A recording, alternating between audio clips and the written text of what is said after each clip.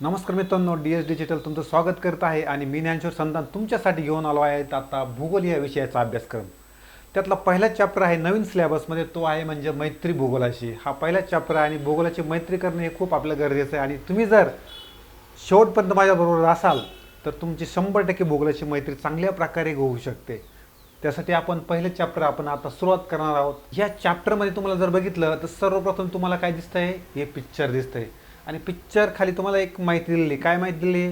अंतराळात जाण्याची तुम्हाला संधी मिळाली तर तुम्ही निरीक्षणातून कोणत्या गोष्टीचा अभ्यास कराल. आता या पिक्चरमध्ये जर बघितलं तर आपल्याला काय काय दिसतं बघा.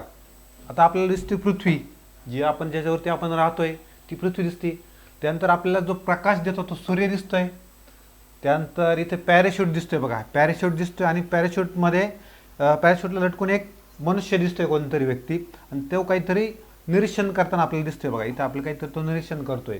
त्यानंतर आपल्याला दिसतंय बघा, हा आहे चंद्र तुमचा आणि हे तुमचं ग्रह जो आपण आकाशात सोडतो. तो कशासाठी सोडतो, काय सोडतो, आपण भविष्यात आपण बघणारच आहोत. तर आपल्याला सपोज वरती जाण्याचा चान्स मिळाला, पॅराशूटमध्ये आपण जाण्याचा चान्स मिळाला. बरेचसे मुलं कदाचित गेले असतील, कदाचित काही मुलं विमानात बसले असतील. विमानात बसल्यानंतर किंवा पॅराशूटमध्ये गेल्यानंतर आपल्याला वरून दिसणारं चित्र कसं दिसतं, आपल्याला काय काय पाहायला आवडेल, हे आपल्याला तुम्हाला याच्या पिक्चरमधून बघायचं आहे. आता यामध्ये कोणते कोणते विद्यार्थी विमानात बसले किंवा पॅराशूटमध्ये बसले ते मला कमेंट करून नक्की सांगा. आणि तुम्ही काय बघितलं ते पण मला सांगा. जेव्हा तुम्ही आकाशात जाता तर आकाशात गेल्यानंतर तुम्हाला काय वाटतं, खाली बघावं वाटतं, काय काय दिसतंय, कसं दिसतंय, आपल्याला बघण्याची इच्छा असते. मग आपण याच्यातून काय बघतो, डोंगर बघतो, मोठमोठे डोंगर, रस्ते, मोठमोठे गावं, त्यानंतर शहरं. ह्या सगळ्या गोष्टी आपण कशात बघतो, या वरती गेल्यानंतर. आपल्याला एक क्युरियोसिटी असते का आपण यार वरती गेल्यानंतर आपलं खाली कसं दिसतं, आपल्याला बघण्याची खूप इच्छा असते. आता तर ड्रोन कॅमेरे पण निघाले, ड्रोन कॅमेऱ्याने आपण शूट करून घेतो, नंतर खाल्ल्यानंतर आपण बघू शकतो. परंतु आपल्याला जर तुमच्यापैकी जर कोणाला जाण्याची संधी मिळाली आकाशामध्ये तर तुम्ही काय काय निरीक्षण कराल. तर आपण कॉमनली ह्याच गोष्टी निरीक्षण करतो, खाली काय काय दिसतं, रस्ते, डोंगर, तुमचे गाव, मोठमोठे गावं असतील, गावं, शेती, नदी, नाले, समुद्र, हा कसा दिसतो हे आपल्याला बघण्याची खूप इच्छा असते. आपण ते बघण्याचा प्रयत्न करतो. छोटी विंडो असते ना विमानाला, त्यातून बघण्याचा प्रयत्न करतो. किंवा पॅराशूट असेल तर मोकळंच बघायला, पूर्ण आपण खाली बघू शकतो. या सर्व गोष्टी आपण याच्यातून बघू शकतो. मग ह्या ज्या गोष्टी आपण बघतो, याच्या आपल्याला क्युरियोसिटी असते या गोष्टी सर्व बघण्याची. याच गोष्टीचा अभ्यास आपल्याला कशातून करायचा आहे, भूगोलातून करायचा आहे. हाच तर खरा भूगोल आहे. या भूगोलाचाच अभ्यास करायचा आहे, म्हणून त्यांनी हे पिक्चर दाखवलं आहे आणि त्याच्याचा अभ्यास आपण आज करणार आहोत. तर हे आहे आपलं दुसरं पेज. आता दुसऱ्या पेजला आपल्याला काय काय दिलं आपण बघूया. खूप सोपं आहे, अगदी सोपं आहे. फक्त तुम्ही माझ्यासोबत राहा, तुम्हाला सर्व इझी वाटेल. इझिली तुम्ही प्रश्नांचे उत्तर देऊ शकाल. हां, तर आपण येऊया आपल्या भूगोलाची संकल्पनेकडे. आता भूगोलाच्या संकल्पना म्हणजे काय, डोक्यात घेऊ नका. अवघड अवघड शब्द डोक्यात नाही घ्यायचे. सोपं काय ते पटकन लक्षात घ्यायचं, म्हणजे तुम्हाला अवघड समजायला सुरुवात होत असते. आता त्याच्यामध्ये जर बघितलं तर काय म्हटलं त्यांनी, भूगोल इंग्रजीत आपण काय म्हणतो, त्याला जॉग्राफी म्हणतो, बरोबर. इंग्रजीमध्ये भूगोलला काय म्हणतात, जॉग्राफी म्हणतो. तुम्हाला हळूहळू लक्षात येईल. त्याच्यामध्ये आता हा जर शब्द जर बघितला तर हा कोणत्या भाषेतला शब्द आहे, ग्रीक भाषेतला. कोणता शब्द आहे हा, ग्रीक भाषेतला. कोणता, जिओग्राफी. आता या शब्दाचं जर वर्णन जर केलं तर आपण आधी भूगोलाचं वर्णन करूया. हा जो शब्द आहे भूगोल. भू म्हणजे काय, दोन शब्द बघा. हा काय, भू. भू म्हणजे काय, पृथ्वी. भू म्हणजे काय, पृथ्वी, जमीन, ज्याला आपण, ज्याच्यावरती आपण राहतो, ज्याच्यावरती आपण शेती करतो, ज्याच्यावरती आपण राहतो, या सर्व त्या गोष्टीला काय म्हणतो आपण, भू म्हणजे जमीन, त्याला आपण पृथ्वी म्हणतो. आणि गोल, पुढचा जो शब्द आहे तो आहे गोल. गोल म्हणजे काय, वर्णन, पृथ्वीचं वर्णन. म्हणून त्याला शब्दाला पूर्ण काय म्हणतात, त्याला पृथ्वीचं वर्णन करायचं, आपल्याला पृथ्वी माहिती करून घ्यायची, पृथ्वी समजून घ्यायची आहे, म्हणून हा शब्द काय झाला, भूगोल. तसंच जिओग्राफीमध्ये जर बघितलं तर हा कोणता शब्द आहे, ग्रीक. तुम्हाला परीक्षेला प्रश्न विचारला होता बरं का, हा शब्द कोणत्या भाषेत आहे आणि त्याची फोड कशी करायची आपल्याला. आता त्याच्यामध्ये जर बघितलं तर पहिला शब्द काय आहे, जिओ आहे. नंतर शब्द काय आहे, ग्राफी आहे. याच्यामध्ये आता जिओ म्हणजे काय, पृथ्वी. जिओ म्हणजे काय, पृथ्वी. जसं मी तुम्हाला भू म्हणजे सांगितलं, भू म्हणजे काय, पृथ्वी. तसं इंग्लिशमध्ये जर बघितलं, जिओ म्हणजे काय, पृथ्वी. नंतर ग्राफी म्हणजे काय, ग्राफी म्हणजे वर्णन. पृथ्वीचं काय करायचं आपल्याला, वर्णन करायचं. अशा एकच शब्द परंतु त्याचा अर्थ काय दोन ठिकाणी होत असतो. पृथ्वीचे वर्णन, पृथ्वीचा अभ्यास आपल्याला करायचा आहे. मग आता हा अभ्यास आपण ह्या चॅप्टरमधून करणार आहोत. अगदी सोपं आहे, टेन्शन घेऊ नका, तुम्हाला अजून सोपं करून देणार आहे मी पुढे. चला, म्हणजेच काय, आपलं पूर्ण जगाचा अभ्यास करायचा आहे, हळूहळू करायचा आहे. अगदी आपल्याला एकदम पूर्ण जगाचं नाही करायचं, आधी आपल्या गावापासून सुरुवात करायची. आता जर तुम्हाला तुमचं गाव विचारलं तर तुमचं गाव कुठं आहे किंवा तुमचं गाव कसं आहे, तुम्ही काय सांगाल? माझ्या गावापासून शेजारी एक नदी आहे, जी XYZ कोणती पण नदी असेल, नदी आहे. माझ्या गावात मंदिर आहे, माझ्या गावामध्ये शाळा आहे, हे सर्व माझ्या गावाजवळ एक डोंगर आहे, असं तुम्ही तुमच्या शाळेत तुमच्या गावाचं वर्णन तुम्ही कराल, बरोबर. हे काय झालं, मग तुमच्या गावाचं वर्णन झालं. मग भूगोल काय करतो? भूगोल तुमच्या जगाचं वर्णन करतो. आलं लक्षात? तसं तुम्ही तुमच्या गावाचा का अभ्यास करता, तुमच्या गावाचं वर्णन सांगतात, तसंच काय होणार इथे, भूगोल हा तुमच्या जगाचा अभ्यास करतो. म्हणून आपला हाच अभ्यास आपल्याला शिकायचा आहे. भूगोल म्हणजे पृथ्वीचे वर्णन करणारे शास्त्र, याचा अर्थ असा होतो. पृथ्वीवरील नैसर्गिक मानवी घटकांचं वर्णन आणि त्यांचे परस्पर अवलंबन जाणून घेणे यांचा अभ्यास भूगोलामध्ये केला जात असतो. त्याच्यामध्ये मध्ये त्यांनी प्राकृतिक भूगोल आणि मानवी भूगोल अशा 2 गोष्टींचा आपला अभ्यास करायचा आहे.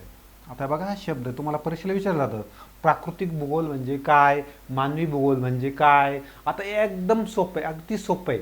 प्राकृतिक म्हणजे काय, त्या निसर्गाने ज्या गोष्टी आपल्याला दिल्या आहेत, मग त्या डोंगर असेल, नदी असेल, झाडे असेल, पाऊस असेल, हवा असेल, माती असेल, ह्या गोष्टी कोण दिल्या का आपल्याला? नाही, ह्या गोष्टी दिलेल्या आहे आपल्या निसर्गाने, बरोबर.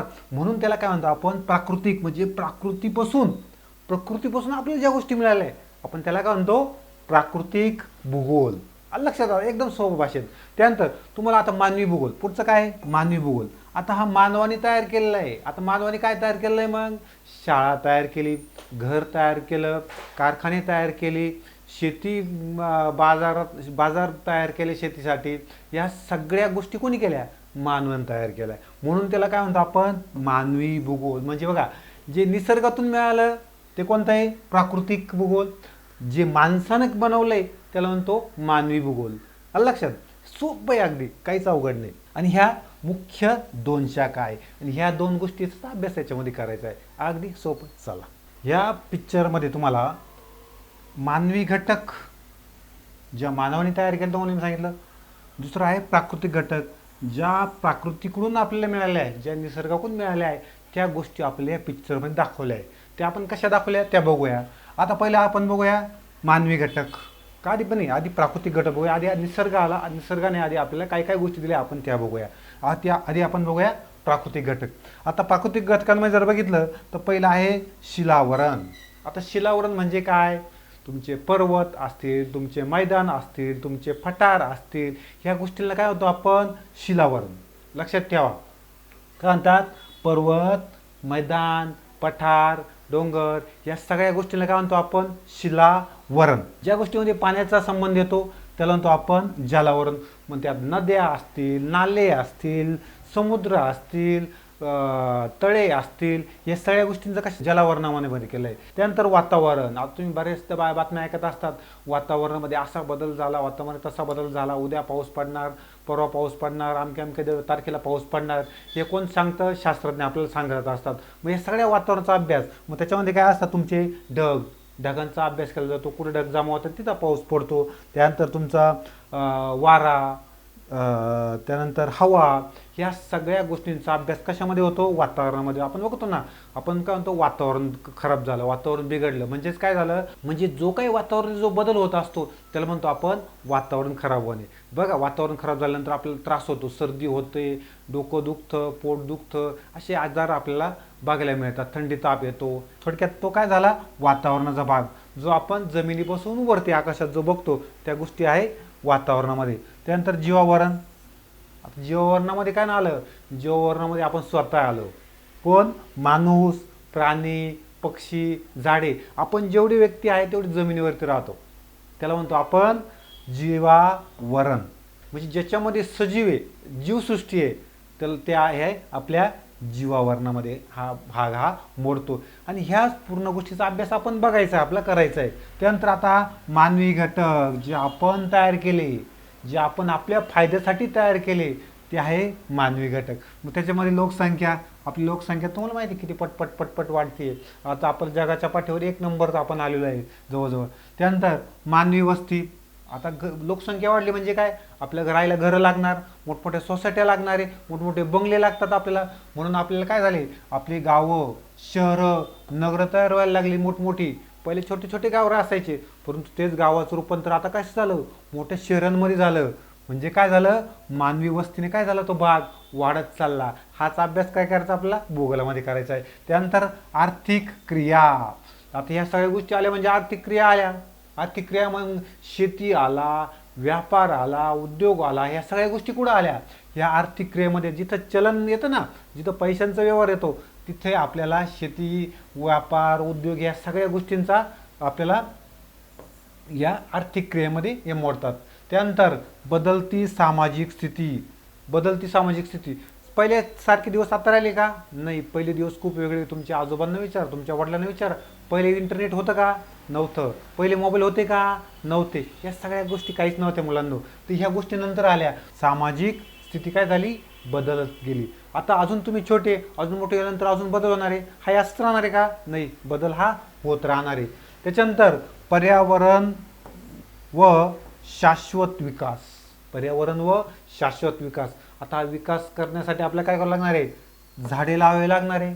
झाडे लावावे लागले तर आपण चालले नुसते झाडं तोड, झाडं तोड, झाडं तोड. आपल्याला फर्निचर करायचं, आपल्याला खूप काही गोष्टी करायच्या आहे. मग आपण काय करतो, आपल्या सुखसोयीसाठी झाडं तोडतो. पण हे चुकीचं आहे. झाडं आपल्याला लावायचीच आहे. प्रत्येकाने झाड लावलं पाहिजे. आणि आपल्या शाळेमध्ये असेल, आपल्या घरा अवतीभोवती असेल, तर आपण झाडाशिवाय जगू शकत. त्याच्यामुळे आपण झाडे हे आपल्याला लावणं गरजेचं आहे.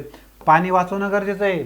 पाणी जर कमी पडायला लागलं, बघा, पाणी जर पावसाळ्यात जर पाणी कमी पडायला लागलं तर आपल्याला टँकर मागावा लागतो. आणि खूप आपल्याला पैसे देऊन आपल्याला टँकर बोलावं लागतो. म्हणजे बघा पाण्याचं महत्त्व किती. जेव्हा पाणी नसतं ना, तेव्हा पाण्याचं महत्त्व कळतं. जेव्हा ताण लागते ना, तेव्हा पाण्याचं महत्त्व कळतं. जेव्हा 20 रुपये जातं ना पाण्यासाठी, एक बॉटलसाठी, तेव्हा पाण्याचं महत्त्व कळतं. त्यामुळे पाण्याची बचत ही करणं फार गरजेचं आहे. त्याच्यामुळे सर्वांनी पाण्याची बचत करा. त्यानंतर अजून एक महत्त्वाचं, प्रदूषण कमी करणे. प्रदूषण जर कमी नाही झालं तर आपल्या जीवनासाठी खूप हानिकारक आहे. आपल्या एका देशामध्ये बघा, उष्णतेची लाट आल्यामुळे किती लोक आपले मरण पावले. आपल्या भारतात सुद्धा आपलं टेम्परेचर सुद्धा हळूहळू काय वर्ष वाढत चाललंय. पहिले एवढं टेम्परेचर नव्हतं. तुमच्या आजोबांना विचारा, तुमच्या पालकांना विचारा, का पहिले एवढं टेम्परेचर होतं का. आत्ता व्यक्ती काय झाले, उष्णतेमुळे, टेम्परेचर, हाय टेम्परेचरमुळे लोक मरायला लागले आहेत.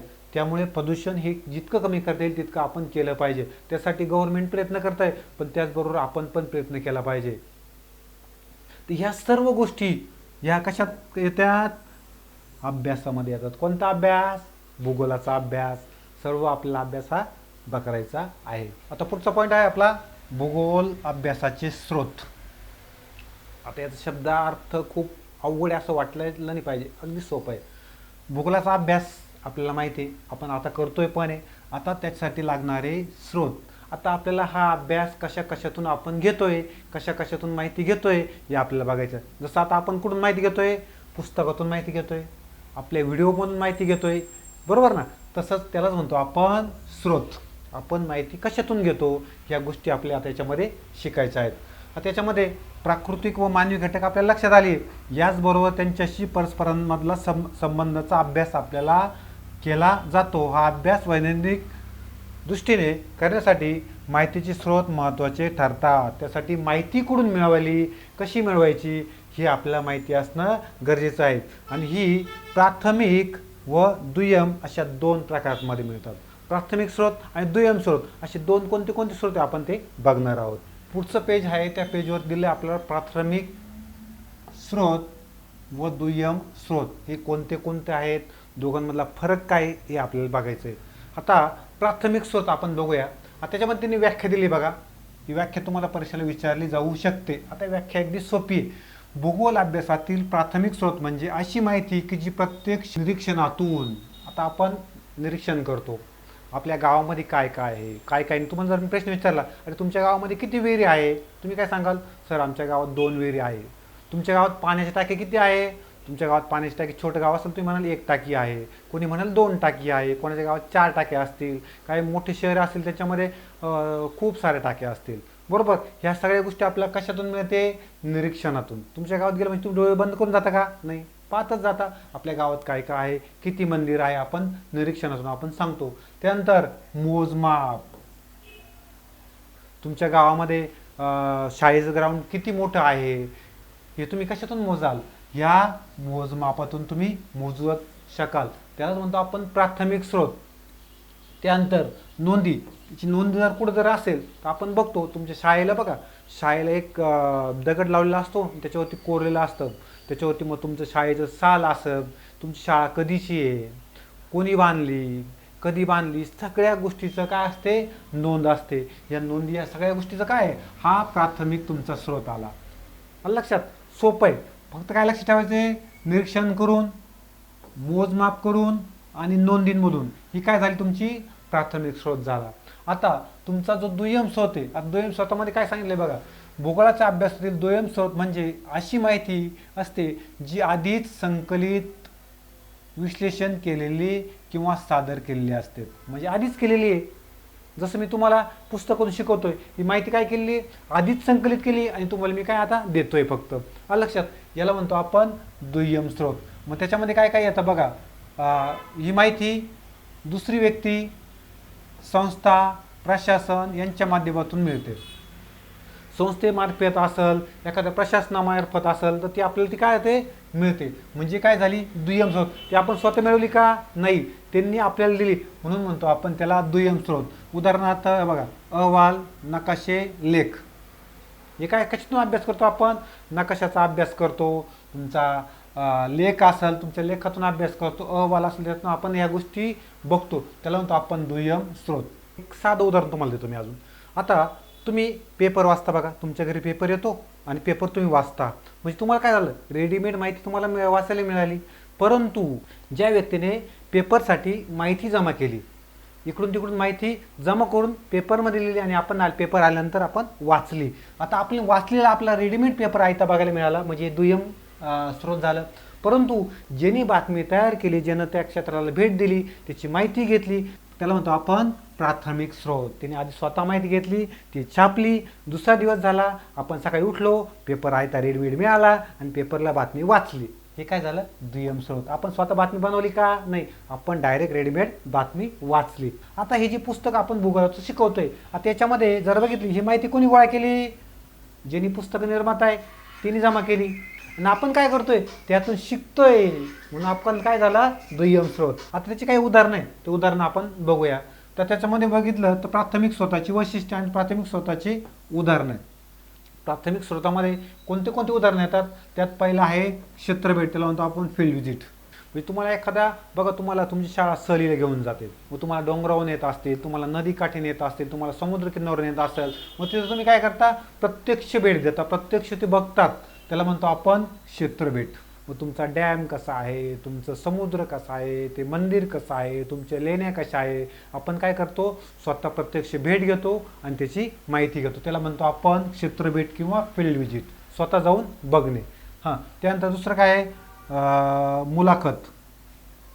आता आपण एखादी मुलाखत ऐकतो किंवा एखाद्या ठिकाणी जाऊन आपण माहिती घेतो, त्याला म्हणतो आपण मुलाखत. म्हणजेच काय, आपण म्हणतो इंटरव्ह्यू, बरोबर.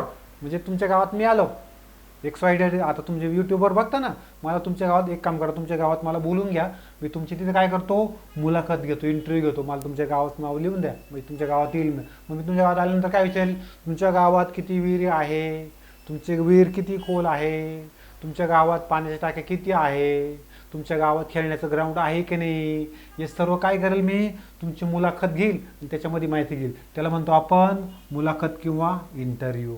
आलं लक्षात? म्हणजे इंटरव्ह्यू घेऊन तुमच्याकडून माहिती घेणे, त्याला म्हणतो आपण प्राथमिक स्रोत. त्यानंतर पुढचा आहे सर्वेक्षण. आता हा नवीन माहिती स्रोत आलाय. तुम्ही बघा रस्त्यावरती असे फोटोच्या कॅमेरा लावल्यासारखा असतं ना, त्याच्यावरती बघा ते सर्वेक्षण करत असतात का तुमचा रस्ता कसा बांधला पाहिजे, कुठं उंच पाहिजे, कुठं खोल पाहिजे, या सर्व गोष्टींचा अभ्यास याच्यातून केला जातो, या सर्वेक्षणातून. त्यानंतर पुढचा आहे, आता नवीन एक टेक्नॉलॉजी आली, ती म्हणजे आहे ड्रोन सर्वेक्षण. ड्रोन सर्वेक्षण म्हणजे आपण ड्रोन बघतो, आपण बघतो लग्नांसाठी, बरोबर ना. आपल्या घरी जेव्हा लग्न असतं तेव्हा आपण काय बोलवतो, ड्रोन बोलवतो, आपल्याला चांगला व्ह्यू मिळवण्यासाठी. परंतु या ड्रोनचा उपयोग भरपूर ठिकाणी तुम्हाला उपयोगी पडत असतो. जेव्हा तुम्हाला एखाद्या ठिकाणी भेट द्यायची असते आणि तुम्हाला तो भाग आपण खालून बघू शकत नाही, त्यासाठी मग कशाचा उपयोग केला जातो, या ड्रोनचा उपयोग हा केला जातो. ते मध्ये काय म्हटलं आहे, स्थळाविशिष्टता म्हणजे एखाद्या ठिकाणाबद्दल नेमकी माहिती देतो. एखाद्या ठिकाणी त्या ठिकाणाबद्दल काय मिळते, आपला विशिष्ट प्रकारची माहिती जी आपण अशी समोरून बघू शकत नाही, त्यावेळेस आपण काय करतो, वरती ड्रोन कॅमेरा घेऊन जातो आणि आपल्याला सहजरित्या तो एरिया बघता येतो. म्हणून हा एक नवीन सिस्टीम आपल्याला आता मिळायला लागलेली आहे. त्यानंतर अजून पण भविष्यात ज्या ज्या नवीन नवीन गोष्टी येतील त्या आपल्याला मिळतच राहणार आहे. आत्तापर्यंत आपल्याला जेवढे मिळाले आपण तेवढ्या शिकणार आहोत.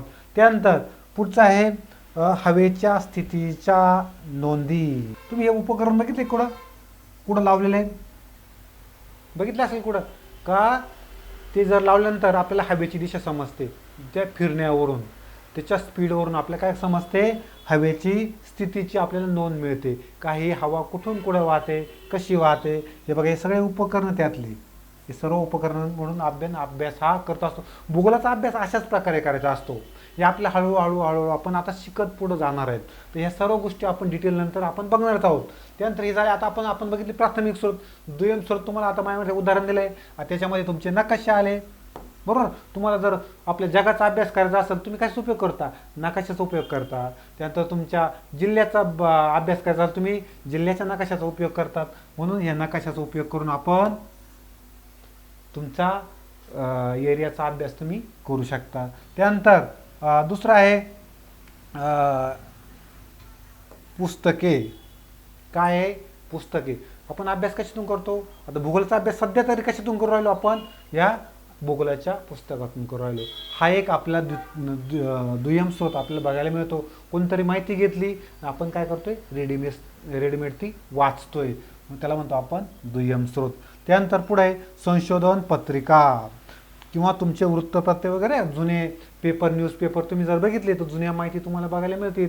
त्यानंतर जुने संशोधन पत्रिका, तुमच्या ज्या जुन्या वगैरे संशोधन पत्रिका आहे त्याच्यामध्ये तुम्हाला जुनी माहिती वगैरे बघायला मिळते, त्याचासुद्धा तुम्हाला अभ्यास करायला मिळतो. आधीच प्रक्रिया करून माहिती सादर केलेली असते. त्यानंतर पुढचं आहे कृत्रिम उपग्रह.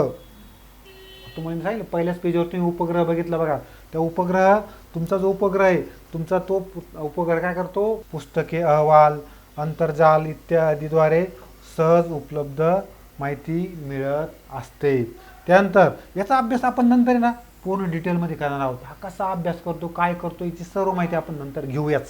त्यानंतर पुढचं आहे आता कमी खर्चामध्ये काय आहे, हवामानाविषयीच्या नोंदी.